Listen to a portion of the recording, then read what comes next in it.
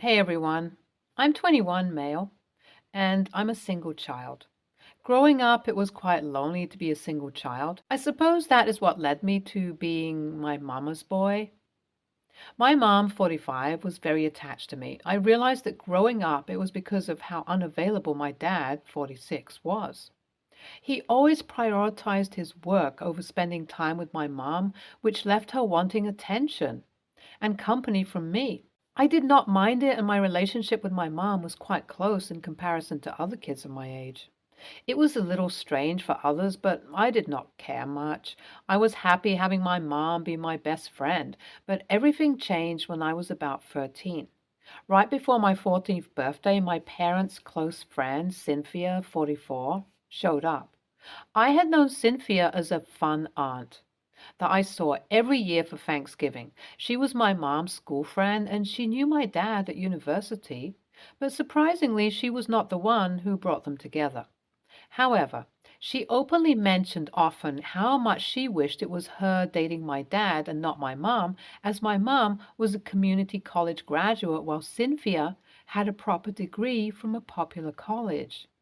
Although she would say it in a joking manner, I refused to believe her. I never quite felt comfortable with her jokes, and my gut feeling was proven right after she moved in. Cynthia moved in with her son, Stephen, 9. She begged my parents to let her stay with us because of her abusive husband. Apparently, over the last 2 years, Cynthia's husband had taken up drinking, which led to him being physically abusive towards her. She signed the divorce documents and ran away with Stephen in tow because she did not want to be home when he found out about the separation. My mom, who has always been a very gentle woman, decided to keep Cynthia in our house. I have never quite liked her because of her jokes, and I expressed my disliking of her staying with us, but that did not stop my mom.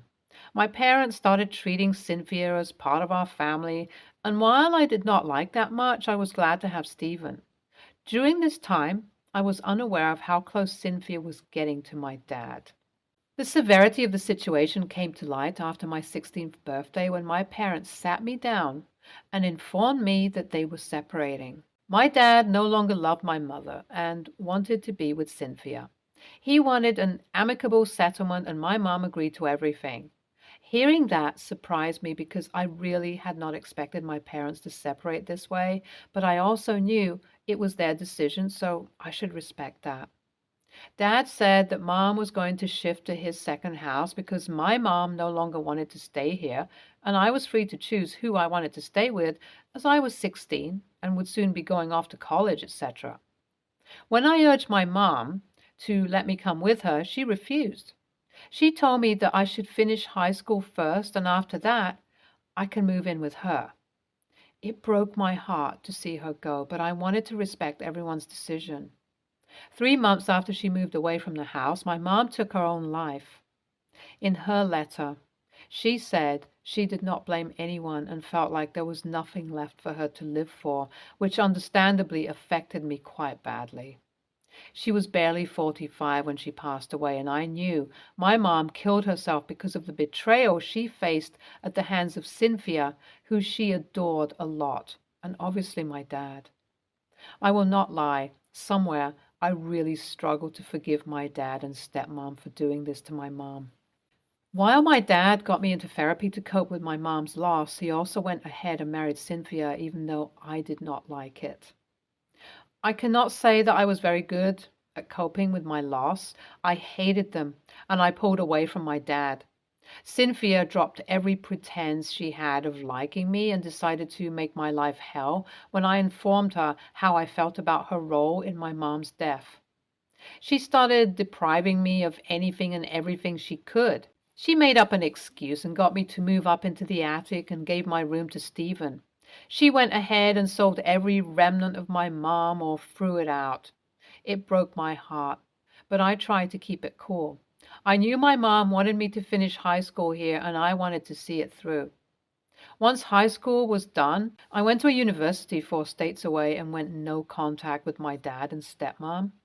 Stephen and I were no longer as close as we used to be when we were kids, but I was not hostile towards him, so he was the only one I stayed in touch with since I moved out. Last year, my dad passed away. I was present at the funeral, and when I was there, I was approached by my father's lawyer. He gave me a card and told me to contact him after everything was said and done. Once all the guests had left, Cynthia sat me down and told me that I was no longer welcome in the house. As his wife, Cynthia is the owner of everything, and she does not want a trespasser like me on the property. That hurt me. I did not know where she found the audacity to treat me that way. I came back to my university feeling extremely bad. That's when I remembered the card that I got, and once I contacted him, I learned that I inherited the second house from my mom. My dad was aware of this, and he had co-signed it. It filled me with a little joy to learn that I had something that was the remnants of both of my parents, even though it was the house where my mom killed herself in. As I was in the last semester of my degree, I wanted to wait until I had finished my degree to move back into the house and deal with my stepmom and her audacity to call me a trespasser. As Stephen and I were decently friendly with one another, I decided it only fair that I warn him about it when I finished my last exam. I told him that the second house is mine and I plan on taking it back, and it would serve him and his mother well if they stayed out of my way. He told me that I am too late for that, as his mother has already moved into the second house, and she is planning on selling the house as she has no reason to keep it. Hearing that pissed me off to no end. I have contacted my lawyer, and I'm planning on taking her to court. I do not plan on letting her get away with this, and I just wanted to talk about this with someone, as I have no one left to talk to. Thank you for reading. Update 1. Hey everyone, thank you for all of your sweet words. I feel like this is a valid thing to fight for. This is my family, and this is my family heirloom, and Cynthia is just taking everything because she can. I hate how she simply dared to cut me off like that, and I hate that she did that. I plan on getting my revenge, but I have never felt so much hatred for someone. I feel pure hatred towards her, and I want to destroy her in the court. But I wonder if this makes me an a-hole. I hope it does not make me an a-hole, because I really do not want to be one. Also, just to make it clear, when I was 16, my mom was 45, dad was 46, and Cynthia was 44. She moved in with us when she was 41. Mom was 42 and dad was 43. Update 2. Hey everyone. Sorry it took me a while to get back to you. Thank you for reaffirming that I am not an a-hole. Sometimes I do feel like an a-hole, as she did send me a lot of messages expressing how terrible of a person I am for taking her to court. But I am trying to not let her opinions and words affect me. On the other hand, my lawyer found something incredibly important for the case. Turns out, Cynthia is not divorced. She never filed the papers, so technically she's still married to her husband, who is Stephen's bio father. Not only that, but my lawyer also found out that Cynthia had been messing with my father's finances, which he thinks is a good sign for us to win the case. So here's to hoping that we do. Update 3. Hey everyone, things have changed for the better, and a lot of things have happened, and I will try to explain everything in this update. So, as there was a second marriage while the first marriage was not annulled, Cynthia and my dad's marriage was considered illegal. Then, on top of that, her stealing of funds was an addition to her list of wrongdoings. Since she sold a lot of things from the second house that was under my name without asking me for permission, she had to pay me back for that. She was also kicked out of the house that I grew up in, as she is not the owner of the house. Stephen was not very happy about this. He told me how he felt about this. He hated that I am behaving this way because I am not like this. In his opinion, I am being a bad person by kicking his old mom out, and my parents would not have wanted this from me. I told him that I do not care because his mom ruined my entire family. His mom was the reason why my mom took her life and my parents separated. Stephen said that my mom was depressed and pathetic in the first place. If I could, I would have punched him right then and there, but I did not want to get a physical assault charge against myself because we were at the courthouse. Cynthia is not happy with me, but I could not care less. She's also going to jail for 1 year because of the charges, so I can't say I'm too upset about it. I'm living in the house that I grew up in right now, and honestly, the house seems so similar but foreign to me. While I did get the houses back, I do not know if I'm going to keep these houses, but let's see what we're going to do. Stephen and Cynthia are out of my life, and I am glad that they are. OP, you should take Cynthia to court. She has no right to treat you the way she did. You are NTA for taking her there. You know what they say, the lion, the witch, and the audacity of this bitch. Take her to court, and I will pray that you crush her in court because Cynthia sounds like an evil lady. She does not deserve any mercy. NTA. Next story. I, 26, female, have been married for 4 years. I've always wanted a big family with a lot of children. Me and my husband are trying. My sister, female 23, is vehemently child-free. She's made it clear to both our parents that she never wants children and is considering getting sterilized. Whenever we discuss having children, it always turns into some sort of debate. I mention how having children can be a good and great thing, and to retaliate, she always brings up the negatives about having children, constantly saying it's horrible and tiring and why it just won't be good for her. She also keeps mentioning how her parents regret it almost as if she's expecting me to do the same. It turns into a fight, and we stop speaking to each other for a few days. However, now I'm starting to have doubts because of her. What if she's right and I regret having children? After another fight we had, I mentioned this to her and she got mad at me and told me it's not her fault I can't think for myself, which isn't true. She called me a bitch and told me to stop bringing the topic up if I don't like what she says. Now I feel bad. I kind of blamed her for my own worry and insecurity, even though she kept saying negative things despite knowing I want children. So AITA? Edit. Sterilize, not IUD. Edit 2. I came back a little surprised at how many comments this post had received. A lot of people are calling me horrible and an awful person. I guess I came across like that. I spoke to my sister about it. I and my sister are close, really, really close. We discuss every single topic under the sun, no matter how private, and it always goes okay, no matter how different our opinions are.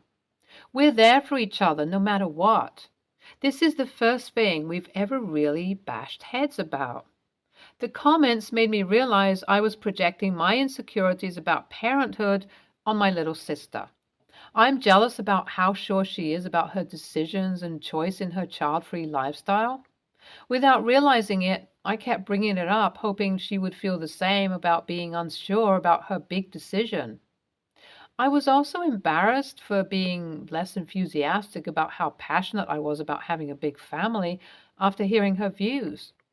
I was honest with her about it, and I apologized for continually bringing it up and for projecting my bad feelings onto her. She accepted my apology under the premise that we stopped talking about this topic forever and told me that having a child is a big thing and that she understands my insecurities. She apologized for calling me a bitch and told me she would get angry because she thought I was questioning her life choices as our parents had. They weren't happy when she told them she was child-free. I'm mad at myself for making her feel like I didn't support her. I also spoke to my husband. We talked about the technicalities of having children and how much our lives would change and how it's not all flowers and roses, as I had kind of deluded myself into believing. For now, we'll work on ourselves and grow up a little more before making such a big life-altering decision. I guess thank you everyone for giving me a bit of a reality check. YTA, you can want to have children and she cannot want to have children. You can both say why, but if you change your mind, that's on you. It's not on her that you're second-guessing your stance. She made her own life decisions. You're responsible for yours. YTA. You do realize there is endless pressure for her to have kids. That's the societal norm, and those of us who don't want children, especially women, are constantly under harsh scrutiny as to why we are refusing to procreate. She probably feels she has to defend herself when you go on about wanting babies. She is in no way responsible for what do you do or don't do. Stop projecting on her. Next story. I, 39, male, am engaged to Tina, 32, female. We work in different fields and I make about 15% more than her. When we were dating, we got along so well that we knew we'll be spending the rest of our lives together. We talked about it often and decided early on to combine our finances when we do get married. Then we got engaged and things fell apart when I discovered the details of her finances. I've always lived a frugal life. I wear ordinary clothes and drive ordinary cars. Tina has always dressed better and drove better cars. It's been a running joke in our friend group that she's marrying down. I've always laughed and didn't mind better. She looks amazing, like she just stepped out of a magazine cover. Now that we're engaged, we went through our financials in detail. I don't want to go into too much detail, so I'll be brief. The money that I don't spend, I invest. My assets and investments are roughly 20 times of hers, and she owes about $50,000 spread over several cards and $75,000 on her new electric car. If she cashed out her investments and retirement, she still wouldn't have enough to pay off her debt. I was shocked into silence. I don't make that much more than her, so I always figured our asset levels are close. I never imagined there would be such a wide gap, and that doesn't even include her debt. After thinking about it for weeks, I finally told Tina the other day that I want to keep our finances separate until she pays off her debt. I don't want to say I do and immediately take on $125,000 in debt, if I'm being honest. I'm also thinking about talking to an attorney about the pros and cons of a prenup. I didn't tell her about the attorney part because she blew up at me for going back on our merging agreement. She argued that we always talked about joining our lives and sharing everything, and now I'm having doubts. I told her I have no doubts about spending the rest of my life with her. I just don't want to take on so much debt. AITA for changing my mind? Absolutely NTA. You have information now that you didn't then. And the decision to not combine finances immediately is not only a self-preservation process, but also a decision that protects your mental and financial well-being and in turn the health of your future marriage. I would absolutely recommend that you speak with an attorney. I would also recommend being totally transparent with her about it and maybe offering to help her with getting her finances under control and counseling her on debt management and living within her means. She's probably taking this as an attack. That's the best intentions assumption. Worst case is that she was hoping to merge finances and debt burden and benefit from your fiscal responsibility to alleviate her debt. I wouldn't suggest assuming that necessarily, but I think your instincts are correct that you should proceed cautiously until she's proven she can act responsibly with the money she expects to share and spend with you. NTA and don't get married. Even with a prenup, the marriage is always going to be lopsided. There is no way this doesn't drag on the relationship long term. And if it lasts that long, come to an apocalyptic meltdown as they reach retirement age and only one of them can actually afford to do so. Only OP will be able to contribute to a future house. To home maintenance, to emergency funds, to vacations, etc. And every one of those things will be laden with resentment. He will carry extra weight, even assuming the girlfriend puts in the effort to pay off the debt. Prenup won't save him here. This is DOA, type of financial incompatibility. NTA, she must have known the position she was in and chose not to share that info. Even in a general, I have a decent chunk of debt I'm paying off sense, when first discussing future financials. I get being embarrassed and avoiding, but it's unreasonable to hold someone to a plan they made while you withheld key information. If nothing else, Surely it's sensible to have one of you with good credit and or investments insulated from that debt in case you guys need it, rather than fully merging so utilization is maxed out and investments are at risk. She needs to get a plan under her for clearing this. And expecting you to help when she hasn't even made a real effort herself is very selfish and short sighted. Stay tuned for more stories from Argo Relationships.